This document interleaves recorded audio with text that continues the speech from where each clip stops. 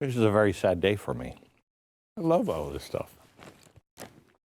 Why? Why? Fruit Loops. Come on, the little toucan Sam, he can't be bad. He is. Deadly in high doses, like if I eat this whole box, which I might. Anyway, so how does this wind up in our food? How does it get to our... I mean, my mom would never let us have any of this stuff, any of it. Never. Well, Jell-O. How did this end up on our breakfast table or dinner table? What happened to the government's mandate of keeping you safe? You remember that contract between the government and Moderna for mRNA and that whole vaccine thing?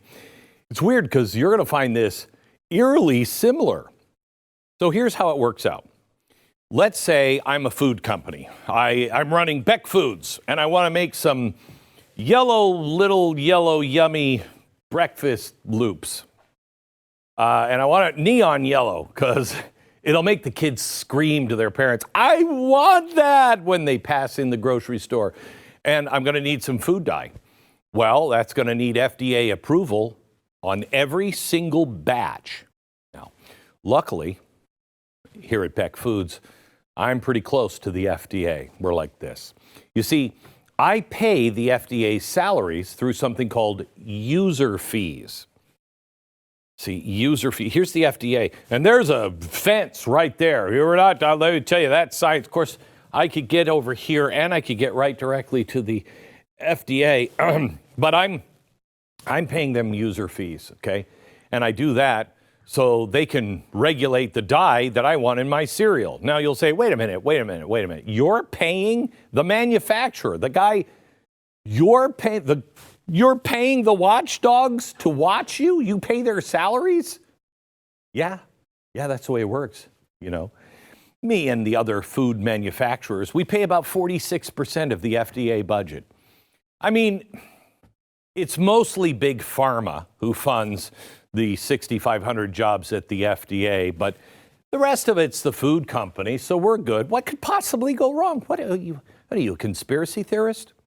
So anyway, I go to the FDA for approval, and they're like, we don't test any of that. So what are you talking about? You have to prove the food is safe. And you're like, oh my gosh.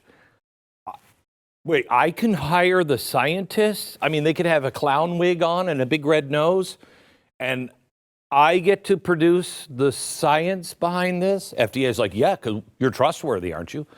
Well, yeah, here at Beck Food, we're not poisoning the kids with that at all.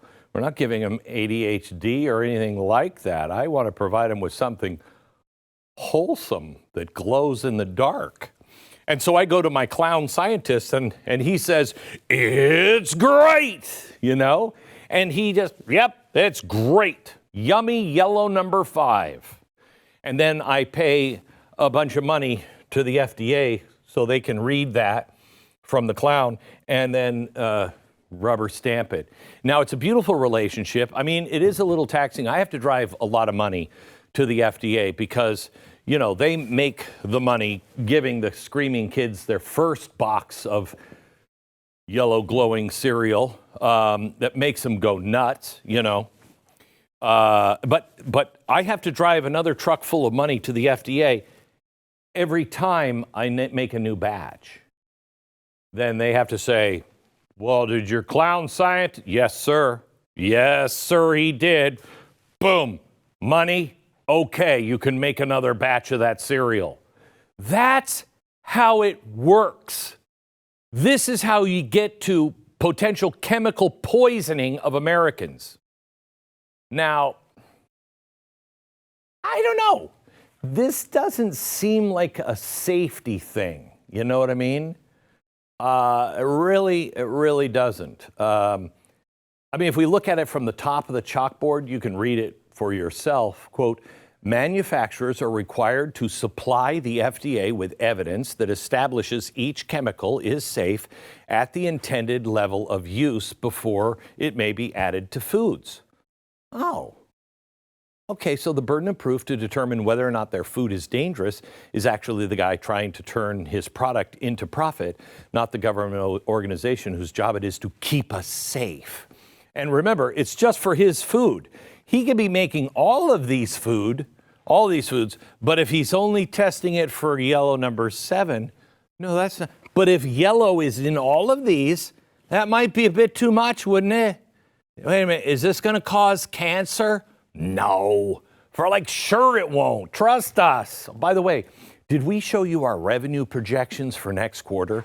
And the FDA gets a lot of that too. Come on.